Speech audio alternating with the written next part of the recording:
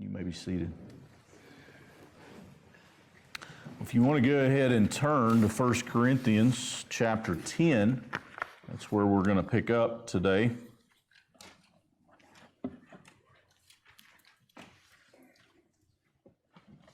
First Corinthians chapter 10, and I want to first, before we read out of chapter 10, I want us to think back on what we've learned. This is your question one. Think back on what we've learned so far that Paul has written to the Corinthian church here in this, we call it 1 Corinthians. We know it's the second letter, at least the second letter that he wrote to the Corinthians. So let's think back on what we have learned, what we know that Paul was trying to communicate, and that may help us as we go forward thinking about the things he's continuing to talk about. So what do we know so far about what he's communicating to them in this letter? What was going on in the church? Paul was talking about the sexual immorality in the church. Okay. Sexual immorality that was going on. You know, I thought about this when you've been going over this. Paul had to be real careful, because when you address issues like that, it could destroy the church and spread it out. But he was trying to pull them together, and you have to get rid of that, whatever's going on, to pull them together. Mm-hmm. Yeah, Paul had a way, and of course he leaned upon them understanding his love toward them, that this was all done out of love, which is the same way that we have to approach things today, that it is out of love that we have for each other. And sometimes, you know, I've made this statement to some before, sometimes the greatest show of grace that we can have towards someone is not sometimes interpreted as grace, because it's a correction type manner. You think back to your children, and when you had to correct them in certain ways, that was the greatest show of love that you could show toward them in that moment when they had done something wrong and they needed to be corrected. And the greatest love you could show them was not to say, oh, it's okay, just don't do it again. The greatest love you could show them was to actually correct them to where they would not do it again. Now, we don't interpret that as love sometimes, but it is. And somehow we have to change our mind to understand that even in our relationship with God, and we see this throughout the Old Testament with the Israelites, that the greatest display of love that God had toward the Israelites was correcting them and bringing them back to a place where they were right with Him again. And Paul's trying to do that, but he has to communicate, and he does, that he has a tremendous love toward them. And that's what is motivating him to actually write these letters, even. So there were issues, sexual immorality is one of them in the church. What else did we find that we've read and studied so far? Idols were issues. And again, they were coming out of this Roman time period or Roman era where there were just idols everywhere and gods everywhere, false gods, but gods that they could worship everywhere. And so they were living in that time period. And so to them, walking away from all of those idols was just a difficult thing for them to do. They had lawsuits. Lawsuits among each other that Paul says, you know, why are you doing this? You know, if you can't work things out within a church, then you've got issues, and it's not just the lawsuit; it's bigger issues than that. So it's a great point. Food problem. Yeah, they were trying to figure out if they could eat or couldn't eat, and so it was food that had been offered to idols that some were saying was fine for them to eat, and some were being offended by it, and so that out of that whole conversation, Paul talked about this Christian liberty or this freedom that we have in Christ, that a food item is not going to make us go to hell. It's not going to make us go to heaven either. But that food item, there's nothing wrong with it itself. It has no morality. The food item doesn't. But the way it's interpreted by others may actually have a negative impact on their faith in God. So we have to be cautious with that. So we give up, this come out of that conversation, we give up some of our Christian liberty or our Christian freedom in order to not offend other people or in order to not push them away from Christ. Didn't he talk about the unmarried and the widows and the divorced and? That they were supposed to be cared for. That also you find that they were in his words not supposed to be busybodies, but they were supposed to actually do something. I'm going to use the word productive. That's not what Paul said, but that was his meaning behind it. Instead of involving themselves in gossip and just busybody type stuff, they were supposed to actually be active in working in the church, caring for others. He did talk too about, and it kind of leads us into, about the importance of actually not being lazy as well. That there was a call that we had to be active and to be able to supply for our family, but also ourselves.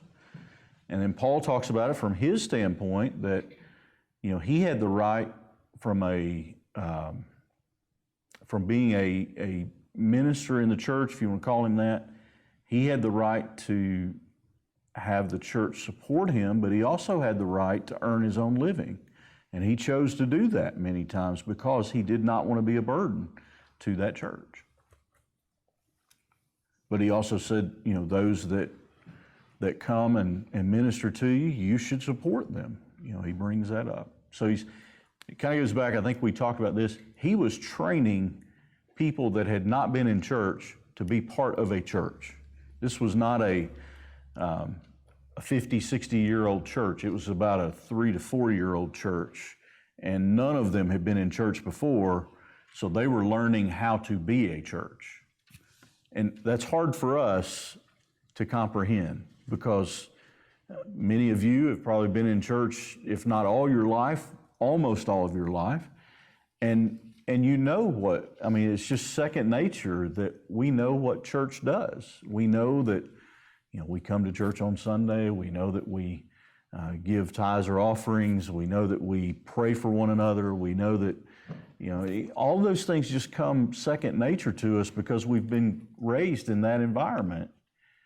But we are encountering some people today who have not been raised in that environment.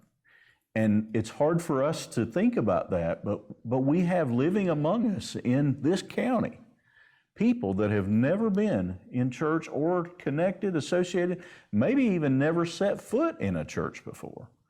And so we have to have that understanding, as Paul was trying to explain here, that there are some people that we have to train from ground up to understand what it is to be in a church.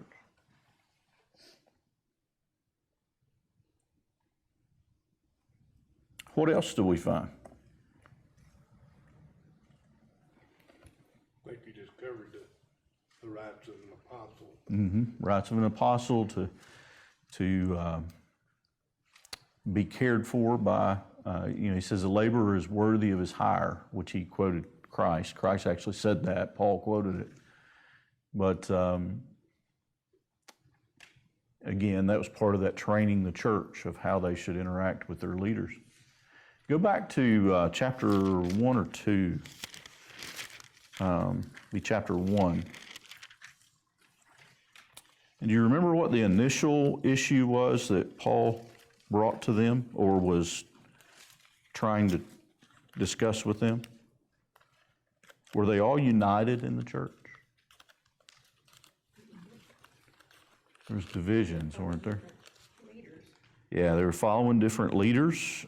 So there was divisions in the church. And it was because they had chosen to follow man instead of follow Christ. And so that was a tremendous mindset that they had to grasp and latch hold of and keep, was that we have to follow Christ These individuals, such as Paul, Peter, Apollos, all of those individuals are messengers from Christ, but they are not Christ, and therefore we don't follow them. We listen to them because they're communicating to us, but we follow Christ. Same message that needs to happen in the church today.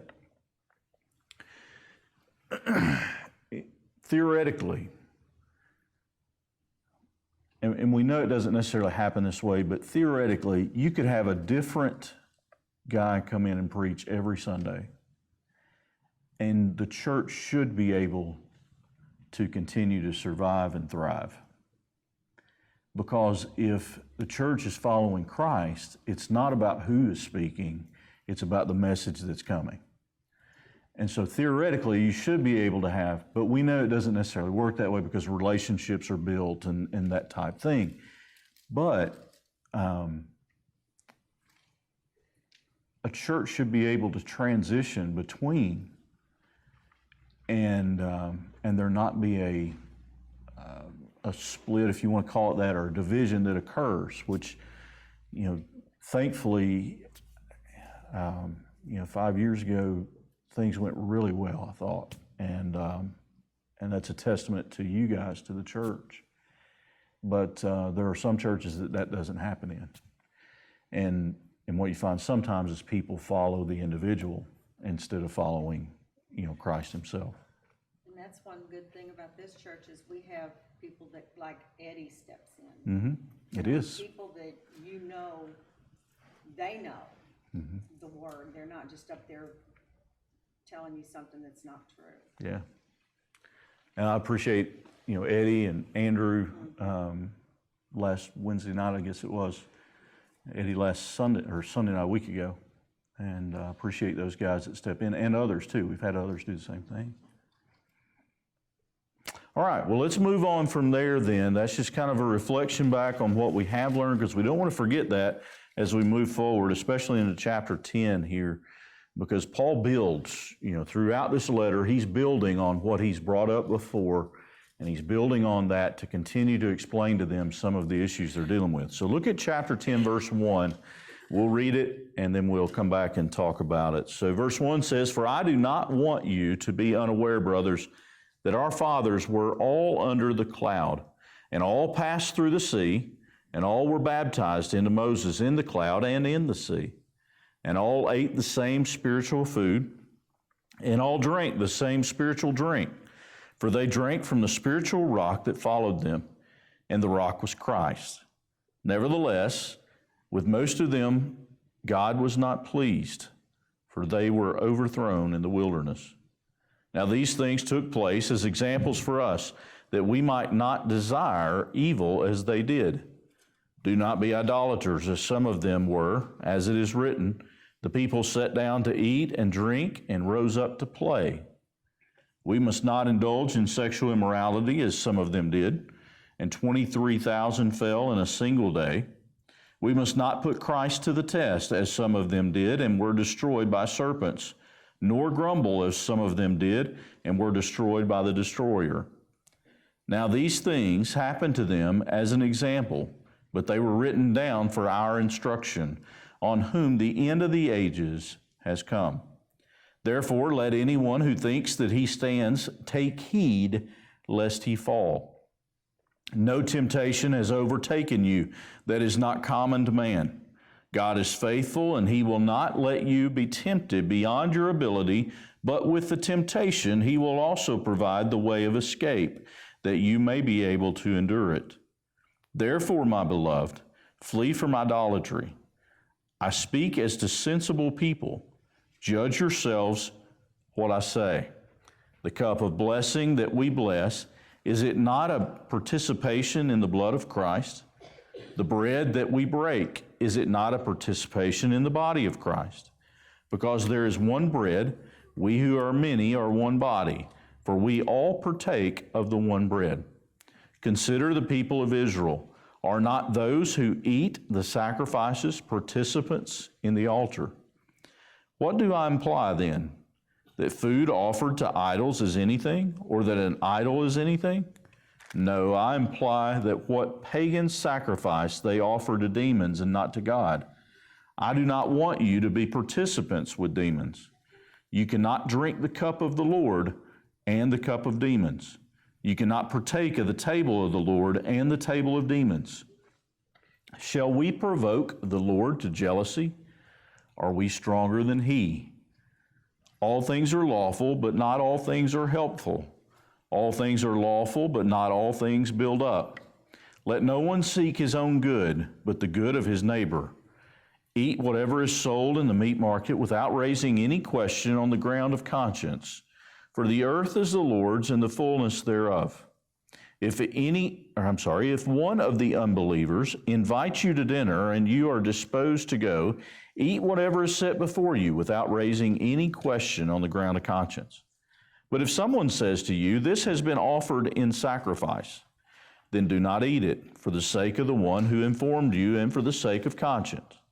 I do not mean your conscience, but his. For why should my liberty be determined by someone else's conscience? If I partake with thankfulness, why am I denounced because of that for which I give thanks? So whether you eat or drink or whatever you do, do all to the glory of God.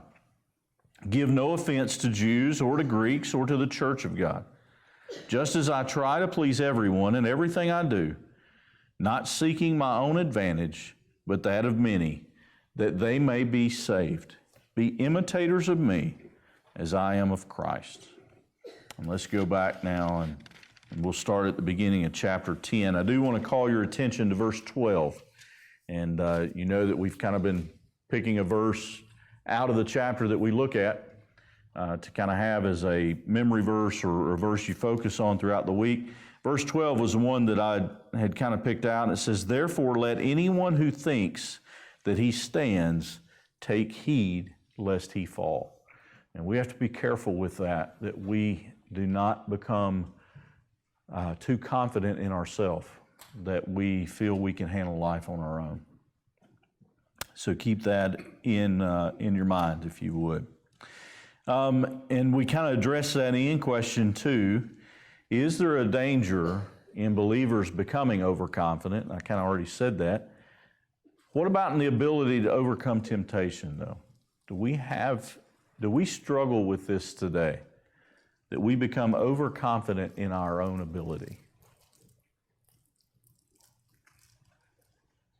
Probably so, but if you get to that point, the devil will come throw something out there that will get you all tangled up. Either the devil or Christ will allow something to happen.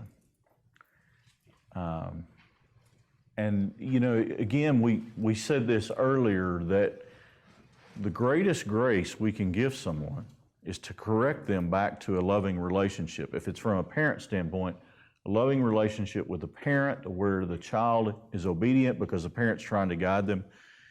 In God's standpoint, the greatest grace He can show us is a correction, allowing us to see that we need to get back in a right relationship with Him. So if we become overconfident, the greatest thing that God can do is allow us to stumble so that we understand that we need Him back in our life. And that's not because He doesn't love us or care for us. It's actually that He does love us that He's allowing that to happen, because He doesn't want us to become so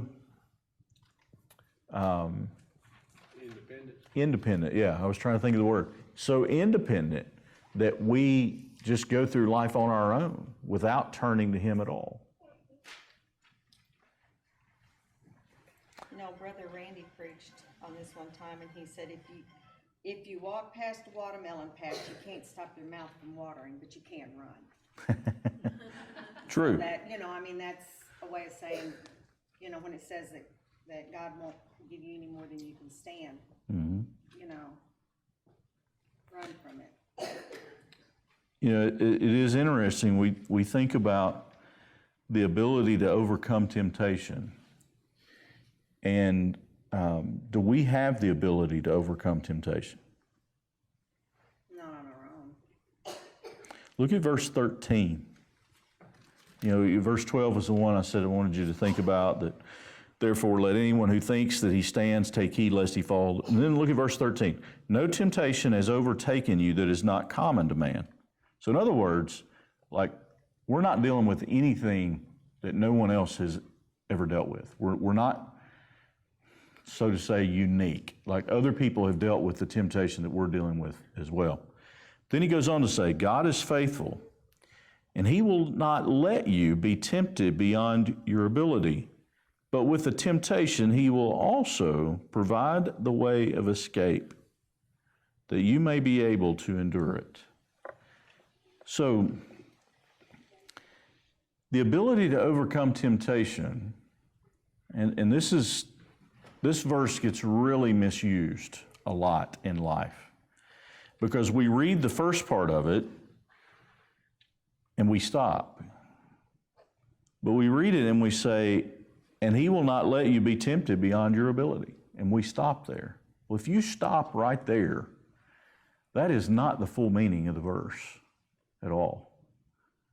Because you're taking God out of it at that point, and you're saying, I have the ability to overcome temptation all by myself. But when you read it in context, then you realize that, okay, God has put a limit on the amount of temptation that will even come, because God knows us individually, and he knows individually what we can and cannot withstand. And then he provides the way for us to escape. So we do have to run past the watermelon patch, but he provides the road that we are to run on. And we have to remember that is put there by God as a way for us to get out of that temptation. But if we try to do it on our own, then we're trying to blaze the trail for the road, and the longer we stand around trying to blaze the trail, the more our mouth's watering for the watermelon, and we end up going back and getting it. But God provides the way of escape for that. And so we have to keep in mind that God is actively involved in every area of our life. He doesn't put more on us than what we can stand, but he also understands what we can stand and provides the way for us to get out of that. It does take action on our part. We're not just a puppet that's being played with a string. There's action we put forward in that. Part of that is a belief that God has provided the way. My neighbor just lost his wife 60-something years, and first thing he said to me was, God doesn't give me more than I can. And I said, yes, he does. He said that there's a way. And I thought, I hope you go to your daughter and son-in-law, they live right next door, and just say that I said that so Yeah. they can, Explain, yeah. because I know they know. Yeah. And I it, don't see his car move on Sundays, so.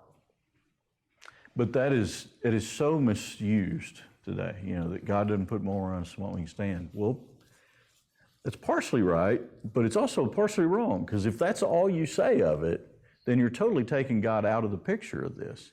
And God provides the way for us out, and he knows where that way has to be in order for us to get out of that. God will tell us a way to escape, a way to get around or go, but we have to listen to what he says. That's right. And then we got to put that foot forward in the path that he says to go. We could ignore him and go ahead and do it. Mm-hmm. If he sends the boat, get in it. Yeah. You've probably all seen that illustration of somebody, flooded and they're on top of the roof and boat comes by, helicopter, and individual says, I'm waiting for God to deliver me, and yet God had sent 2 or 3 or whatever different paths for them to be rescued. All right, look at question 3 then. What were some of the Old Testament examples of overconfidence by people in their ability? So think back to some Old Testament stories, and of course, in the first few verses of chapter 10, Paul takes them on a history lesson back to the Old Testament. And he tells them that all passed through the sea. Fathers were all under the cloud. That cloud was the cloud that was thought to be Christ, that was leading them out of Egypt and through the wilderness. All were baptized into Moses in the cloud and in the sea. All ate the same spiritual food. All drank the same spiritual drink. The manna that come from heaven, the water that come from the rock. When God told Moses to speak to the rock, he actually struck it, but told him to speak to it. They drank from the same spiritual rock that followed them, and the rock was Christ. Christ was doing all of that for them. Nevertheless, with most of them, God was not pleased, for they were overthrown in the wilderness. So Paul uses this history lesson, and he's talking to them about the people's overconfidence because they were relying on self. So what's kind of some specific things we can think of from Old Testament? It doesn't have to be the children of Israel, but just examples that you can think of where individuals became overconfident in themselves, and it led to their destruction. Talking about them being in the wilderness, there, well, God was supplying what they needed, what they had to have. But they was murmuring and complaining because they didn't have what they wanted. Yeah. They had it better in captivity than they got there. Yeah. Yeah. Yeah, if you think back, 2 or 3 weeks ago on Sunday night, we were talking about Joshua and Caleb and the spies that went into the promised land. When they got to the edge of it, and the spies went in to look over, and they come back, and all of them but Joshua and Caleb said, "There's no way we can do this." Well, whose strength and whose power were they speaking from? Their own, right? So they were placing confidence in their own strength, their own ability, not God's. And because of that, it cost them 40 years. And most of them lied. That's right. If they were 20 or over, I believe it was, they did not. Anyone 20 and over when they went in, except for Joshua and Caleb, died and didn't get to go into the promised land. Oh, I've been so mad at them. Well, it was because they believed him, though. I know, but Yeah. So they had to be mad at themselves. So that's one example of overconfidence There's a good, in themselves. there's a good thing there. Don't follow the whole group. yeah. Yeah. It was a great lesson for not only kids, but for us as adults too. What other overconfidence in themselves do you think about from Old Testament times?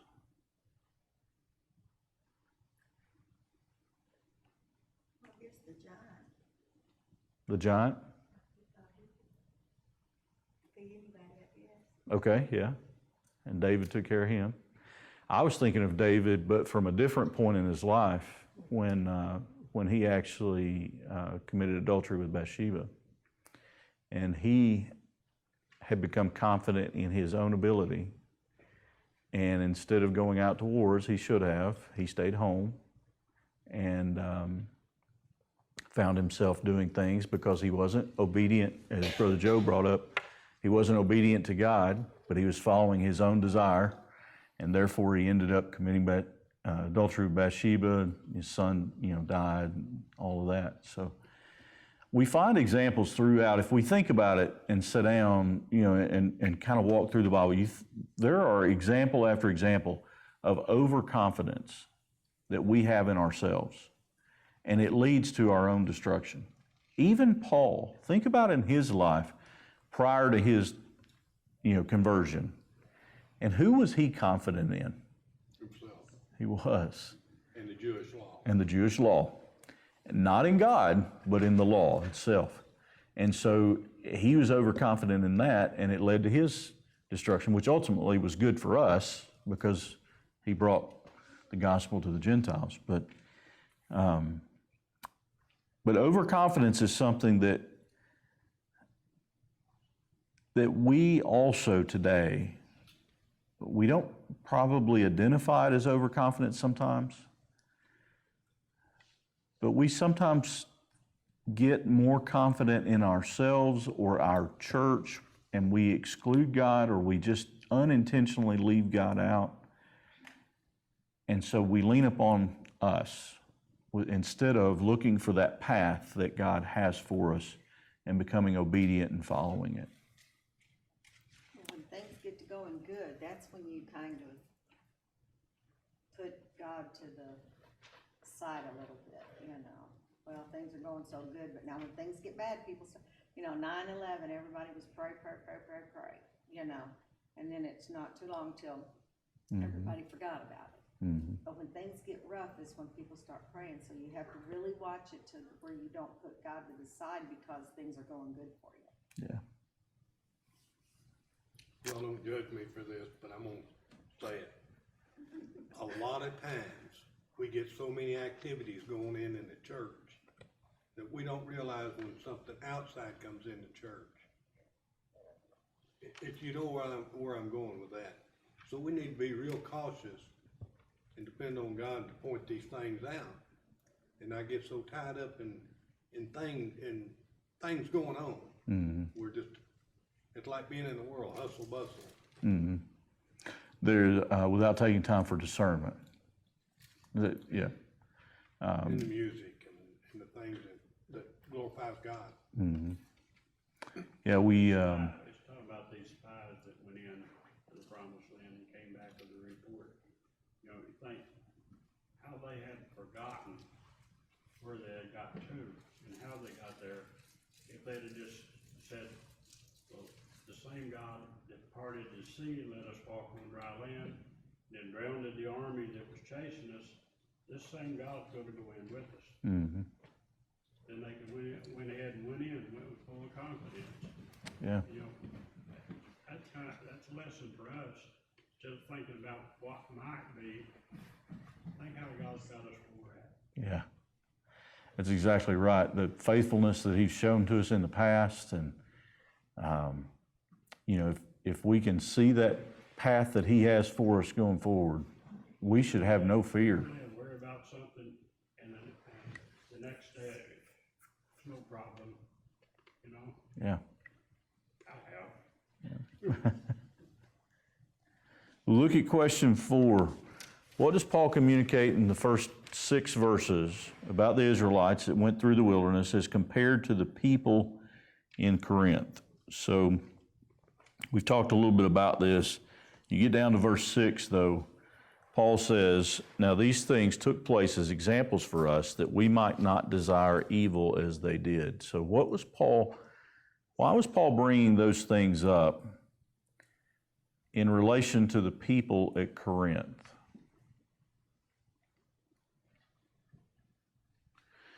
Were the Israelites, were they a privileged people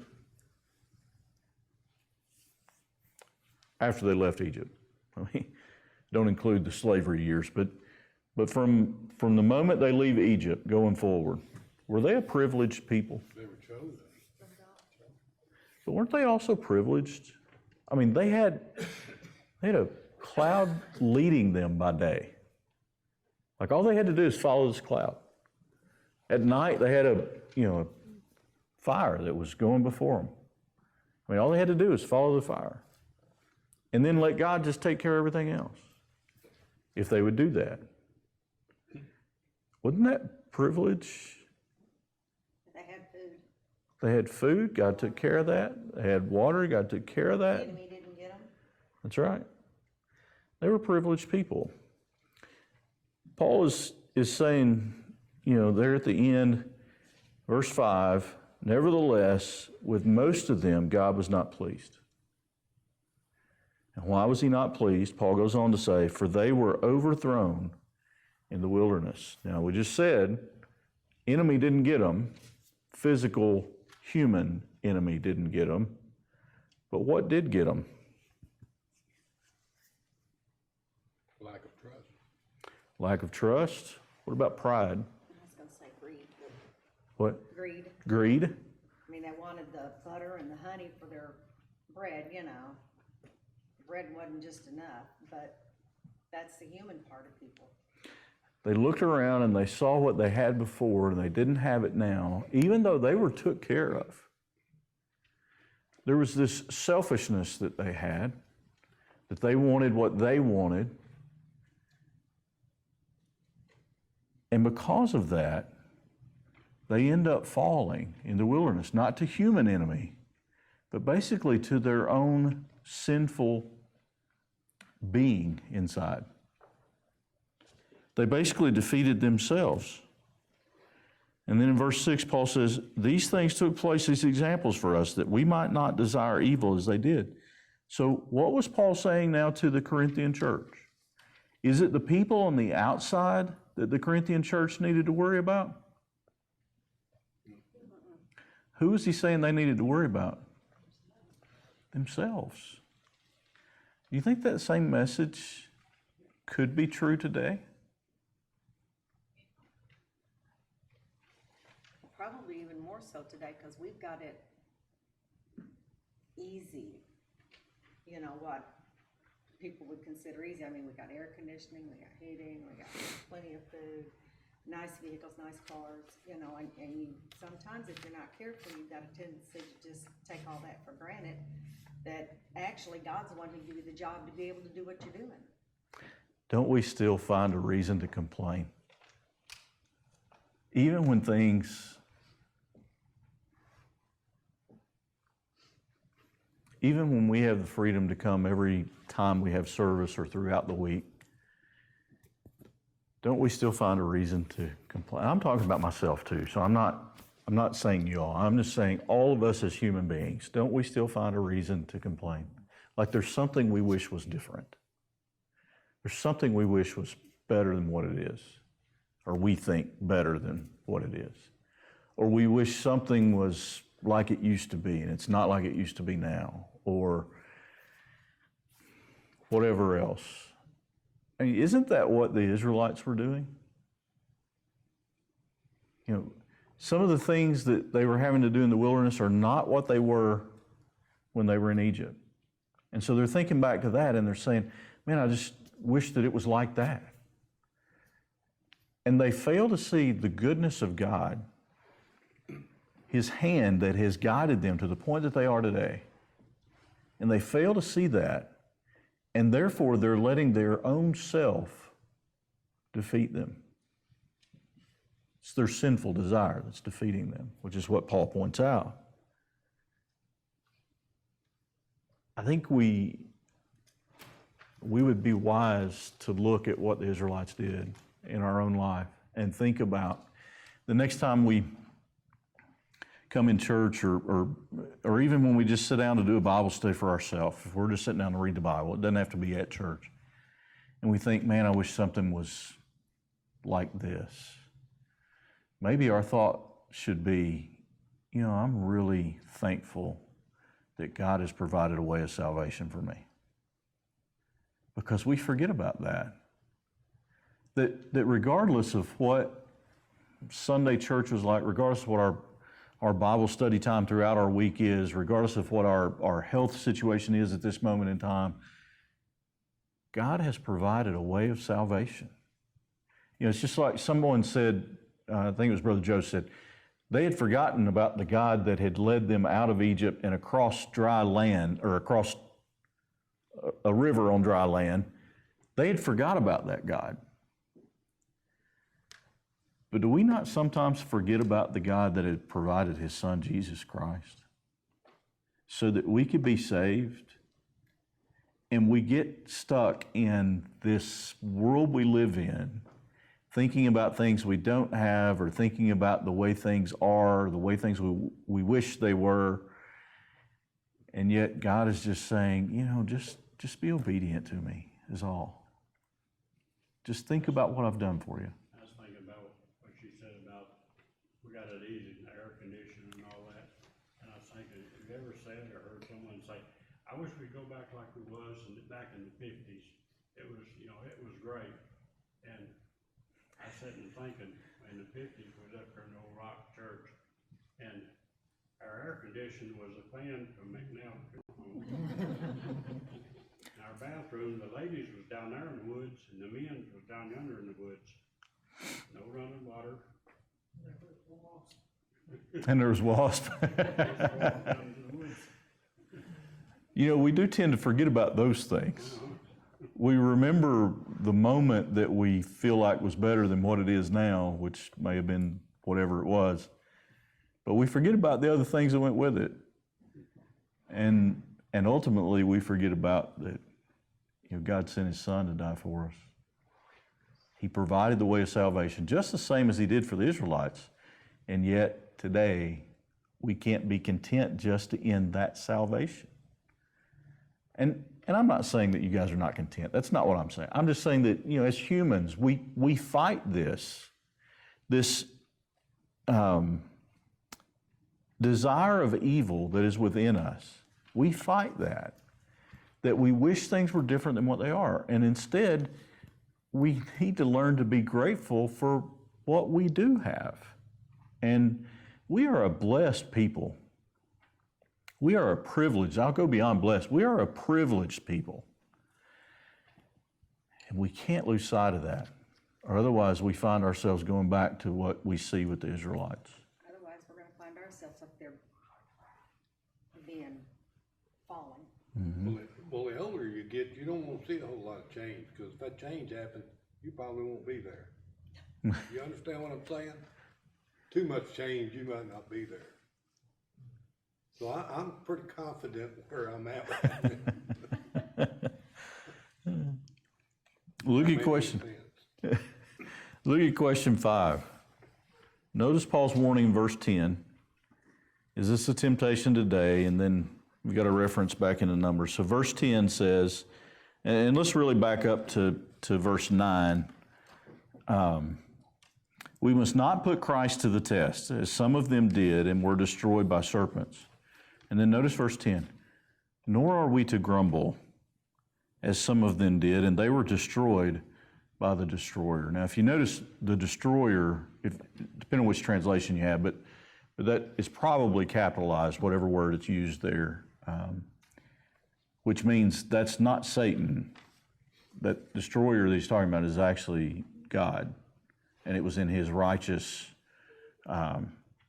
anger or wrath, whichever you want to term it, that God acted. Now, Paul is referencing back to a time in the Israelites' history, and most of the commentators that I could find believe he's probably referencing back to Numbers 14, Numbers 16. If you want to flip back there real quick. I'm not going to read those 2 chapters. I just want to call your attention to what's going on in those 2 chapters. In Numbers chapter 14,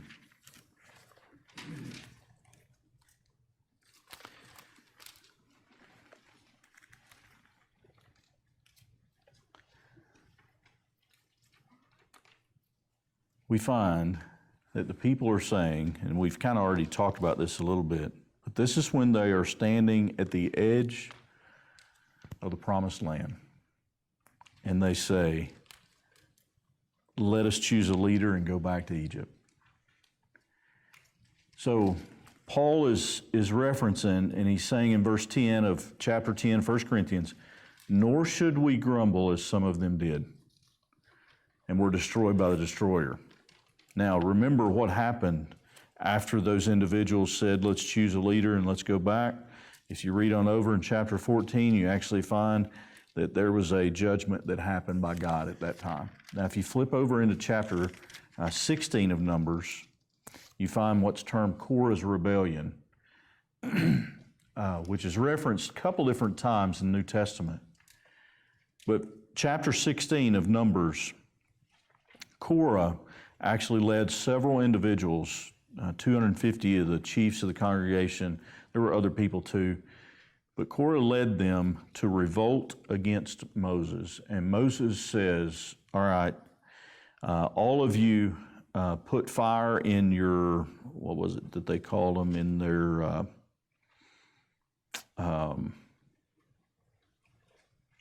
well, goodness. Fire in them and put Incense in their censers, which was kind of like their, the best I understand was kind of like their lamps, so to speak.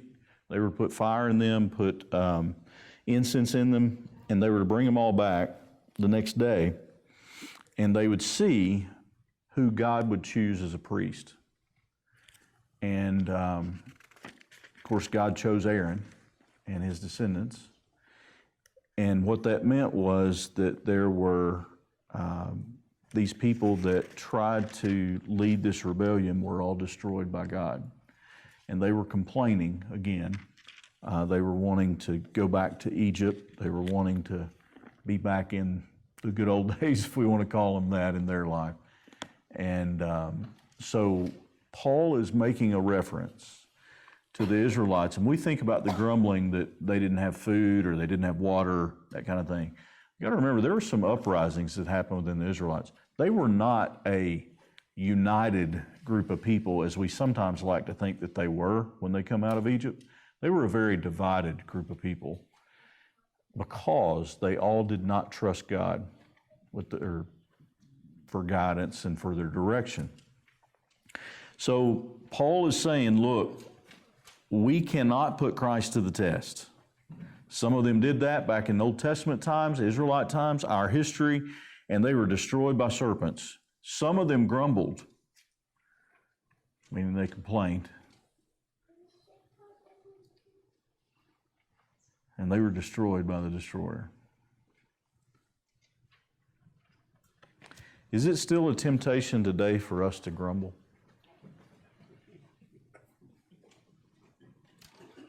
It's harder to go through the day without.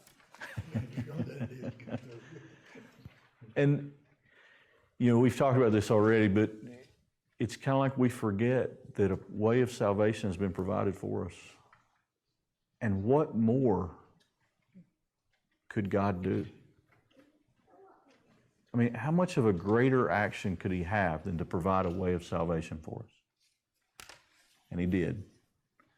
And yet we find ourselves very similar. It is so scary how similar we are to the Israelites in this journey that they had from Egypt out. And not just us, I'm talking about every generation since that time. It has been so similar in action. All right, look at question 6. If we were to examine sin in the life of a Christian compared to sin in the life of an unsaved person, which would be worse? So keep in mind, Paul is talking to Corinthian believers here, right?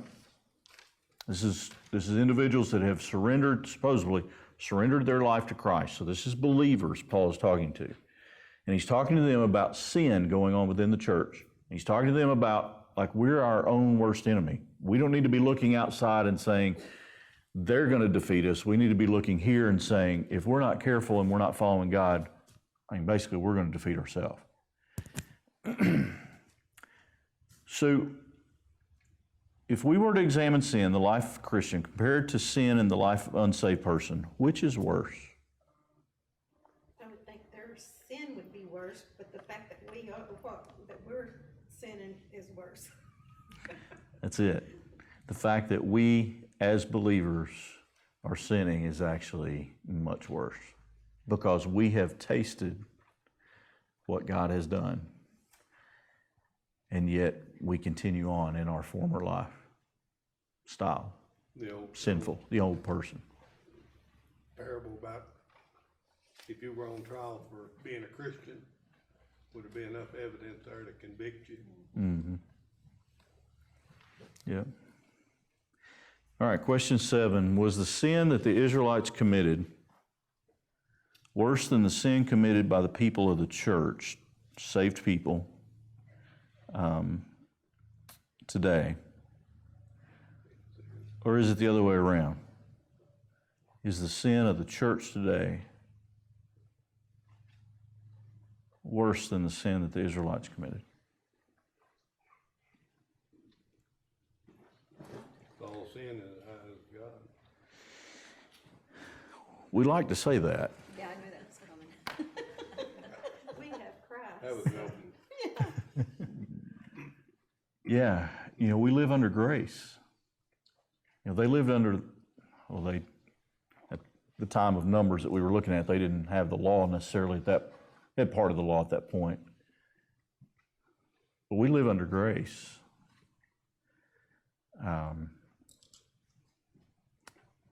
I guess the reason I threw this in here is I don't want us to look at Israelites and say, well, that was terrible of them people back then. And look at ourselves and say, I'm glad we got it better or figured out more than what they did. And I'm not sure that we do. And I wonder if we're held to a higher accountability because we live under grace and we don't live under law.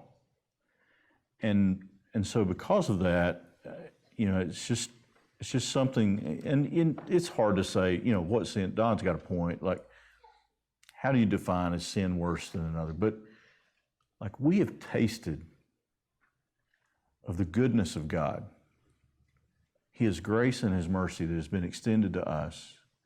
We have lived in we got some things wrong in our country, but at the same time, man, there's not too many other places that you get to go and do and talk and say and witness like we should be doing.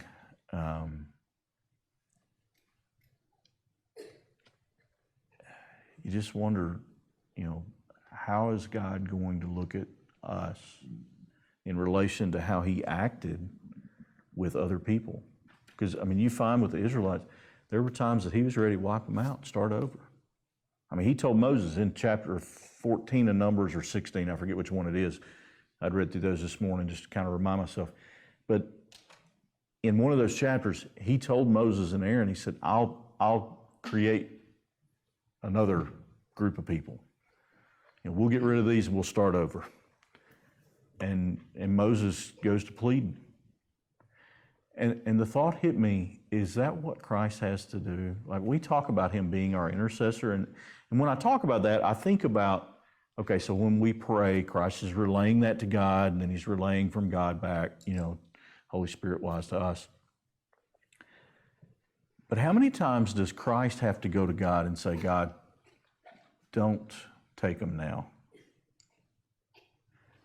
Just, give them some more time.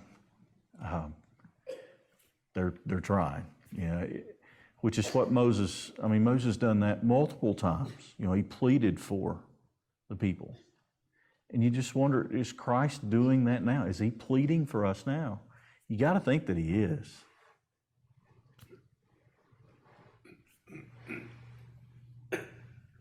We've got experienced His grace. We've got such easy access to His Word that we've studied. We've really got no excuse. We know better.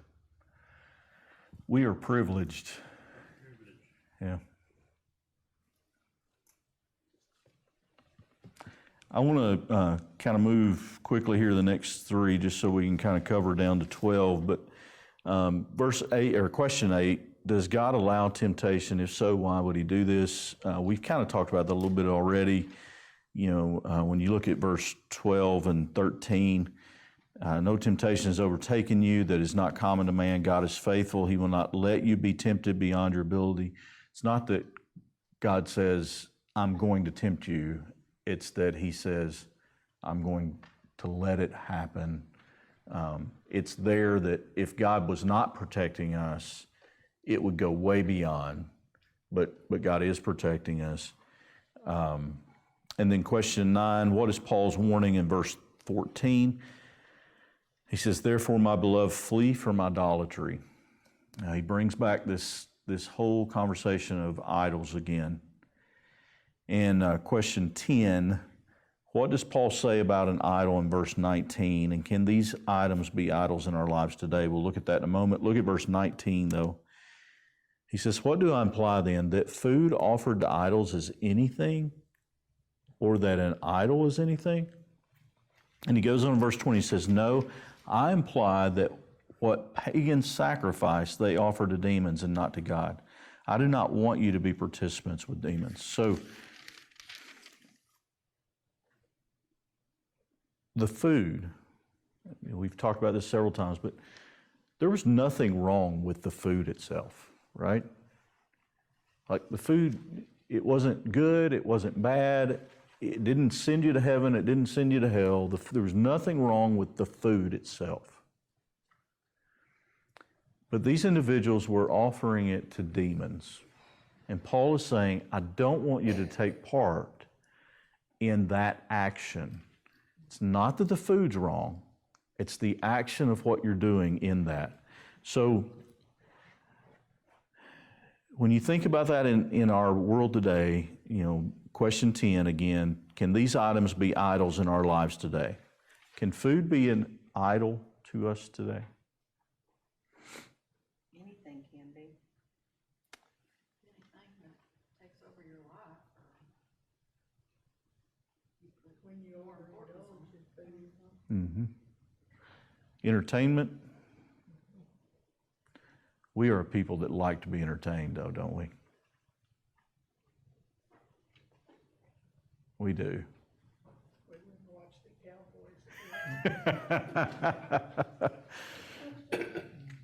Cowboys. Sex is something that is an idol in our culture today. What about success? Is success an idol? I was reading a book yesterday. It was talking about that many times we introduce ourselves with a title. We'll say, I'm Kevin Barnett, I pastor Sutton Church. We introduce ourselves as a title. Or someone that's a doctor may say, I'm John Doe, I'm a doctor out at St. Bernard's, or something along that line. Or I'm a farmer, or I'm a fireman, or whatever. We include a title with our introduction of who we are. And you say, why do we do that? It's because in our world, we've got this hierarchy based on titles. And so we try to make ourselves, like we search for this acceptance based on who we are, which means we've made an idol out of success, because we struggle to just be content with Kevin Barnett or Don Mitchell or Gail Stone or whoever, retired. I was thinking the same thing. What about, what's It's that? just bad because, like when Brother Randy was here and I was working at Walmart and he'd come by and say, that's my pastor. Instead of just. And a lot of it is the context in what we do it. It's, if we're saying, hey, I want you to meet my pastor because we want someone to know and get connected, possibly come to church, whatever, it's a different matter than saying, hey, that's pastor, like show respect kind of thing. We know that money can be an idol. What about achievement? Can achievement be an idol? Yeah. If you're too focused on that you take away from your church and God, then yeah. It's funny. We push our young ones to be the best they can be, don't we?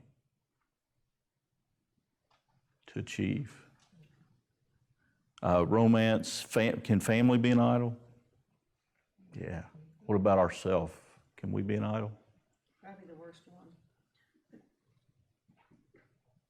We can make ourselves an idol sometimes. So, Paul is saying here in verse 19, food offered to idols, it's not anything. The idol itself is not anything. So like if we consider ourselves to be an idol, we are not anything ourselves. It's the action involved in that.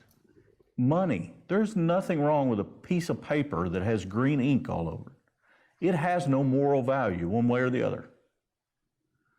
But it's what we make of it. And so Paul's saying, don't become involved in those actions. That's what makes idolatry wrong. And then question 11, what is Paul referencing? Verses 16 through 22. He's talking about that we are all part of the body of Christ. We all have taken one bread. We've all taken drink from the same cup, so to speak.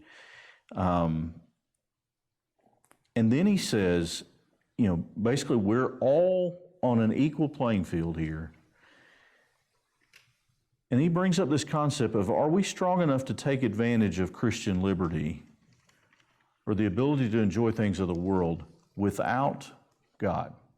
Like, are we strong enough on our own? Because remember, he's talked about this Christian liberty quite a bit, right? That eating of the food that's been, offered in these false god temples, that there's nothing wrong with that. But Paul brings up the comment, or the situation here, and he says,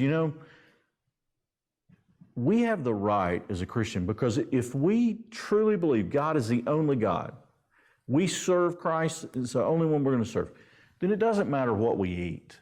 Doesn't matter what we drink, because we're serving God, all right? None of that is going to be an idol to us. But he says, But if we start associating with those that consider those things idols, do we really think that we're strong enough on our own to be able to take advantage of that Christian liberty and not fall victim to joining in with those that make those things idols? So, like, how close can we get to the fire without getting burned? Is kind of the point he's making here. How close can we get to eating that food that's been offered to a false god, eating at the table of those people that have offered food to false gods? How far can we go without it affecting us and our relationship with God? Now, we know what the safe answer is, right? Let's just avoid it. I mean, let's not even put ourselves in that spot. Because the closer we get to the fire, the more chance we're going to have of getting burned, right? So the easier thing is, let's just not put ourselves there. And Paul's making that comment, like, let's sacrifice some things. When I say sacrifice, I mean, let's give up some things in order for us not to get burned and not get close to being burned. Let's separate ourselves from the world. Let's quit the grumbling stuff. Let's remove ourselves from what we see in the world so that we are identified as a different people. We please God in what we do. And we're not putting ourselves in a spot where we may end up getting scorched. And then verse 23, we'll close with that, which is question 12. All things are lawful, but not all things are helpful. All things are lawful, but not all things build up. Which to me is really I went ahead and included that verse. It's kind of part of a different section, but it's a continuation of his thought in verses 16 through 22. And he's really summing up all that. And he's saying, look, there's a lot of things out there that there is nothing wrong with you doing, but it doesn't help you in any way. And in reality, it's putting you close to that fire to where there's a really good chance you're going to get burned. So it's not building up, it's actually tearing down. And not only our own life, but it's tearing down the lives of others, possibly. So do we really want to put ourselves there? Even though Christian liberty says we can go do that, and that it's not, offensive, because we live under grace, it's not offensive to God. Christian liberty says we can go do that. But at the same time, what's the outcome of that going to be? Because the action itself may not be wrong, but where does it lead us? And I think that's some of the things Don kind of brought up. Like sometimes we can move in church so quickly, we don't think of the outcome of what our actions can be. And so we have to think through, how is this going to affect even long term? We also have to think about, if we stay the way we are, how's it going to affect long term too? Both ways. We have to think through all of that. But in our own actions, when we think about this, think about the grumbling that our kids or grandkids may hear us do. Do you think a child, a teenager, has ever been pushed away from church because they heard their parent or grandparent complaining about what's going on in church? Even though that parent or grandparent may have faithfully attended church, but that teen, young teen, whatever age you want to hear them complain about it so much, do you think it ever pushed them away? So you see, we may be like outward action in front of everyone else. We may be showing that like we're faithfully part of the church, but yet we're grumbling behind the scenes, and the end result of that grumble action is that we've pushed someone away. There may have been no other effect in that moment in time, because maybe parent is making that grandkid go to church, so they're in church for another 4 years. But what they heard through that 4 years was a grumbling nature about all things going on, or some things, or anything going on. And so they said, why do I want to be a part of that?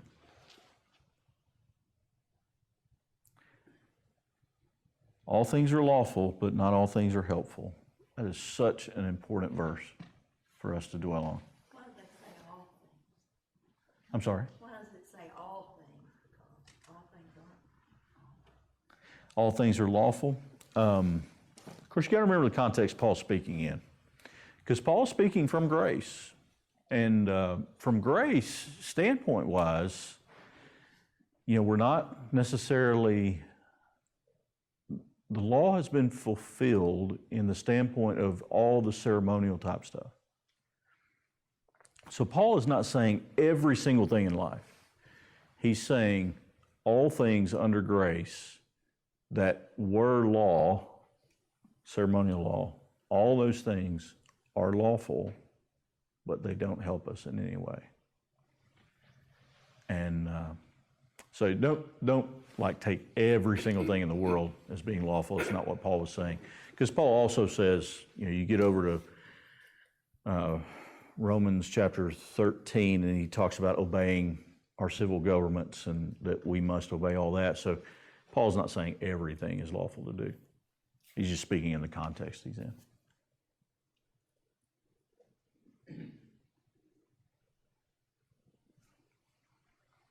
All right. Any questions before we go? All right, let me pray for us then. Dear Heavenly Father, we come to you again today. We do thank you for this day you've given us. Lord, we are thankful.